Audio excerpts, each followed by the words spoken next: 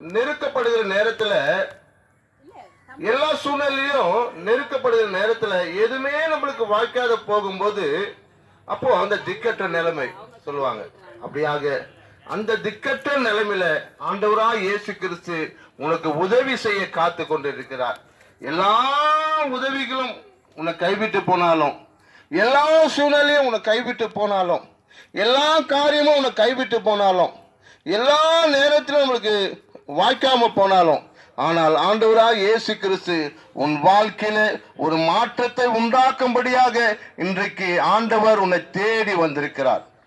உன்னை மாற்றம் தேடி வந்திருக்கிறார். உன் கண்ணீரை காண பார்க்க வந்திருக்கிறார். உன் சூழ்நிலையை பார்க்க வந்திருக்கிறார். உன் நிலைமையை பார்க்க வந்திருக்கிறார். இன்றைக்கு ஆண்டவர் உன்னுடைய துக்கத்துக்காகவும் உன்னுடைய வேதனைக்காகவும் ஆண்டவர் உன்னை தேடி வந்திருக்கிறார். அவரை மாற்ற மறந்துடாது. அவர் உன்னை தேடி வந்திருக்கிறார்.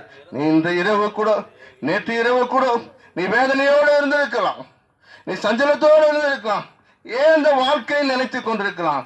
உன் வாழ்க்கைக்கு ஒரு மாற்றத்தை உண்டாக்கும்படியாக ஆண்டவர் உன்னை தேடி வந்திருக்கிறார். உன் துக்கத்தை நீ ஆறுதலும் உனக்கு தேர்தலும் இல்லாத நேரமா இருக்கும்.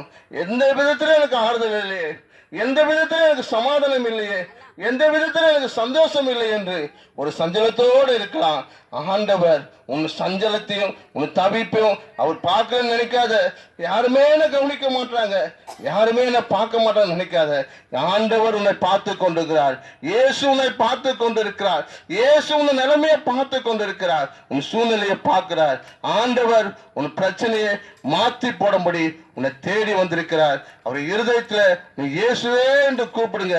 இயேசுவே எனக்கு உதவி செய்யுங்க, இயேசுவே எனக்கு நன்மை செய்யுங்க, இயேசுவே எனக்கு இந்த நேரத்தில் இருக்கிற பிரச்சனையை மாற்றி போடுங்க, இயேசுவே கண்ணீரை தொடங்கி சொல்லும் போது நிச்சயமாக உன் துக்கத்தை ஒரு சந்தோஷமாய் மாற்றுவார். தேவன் ஒரே ஆசீர்வதிப்பாராக. ஆமென்.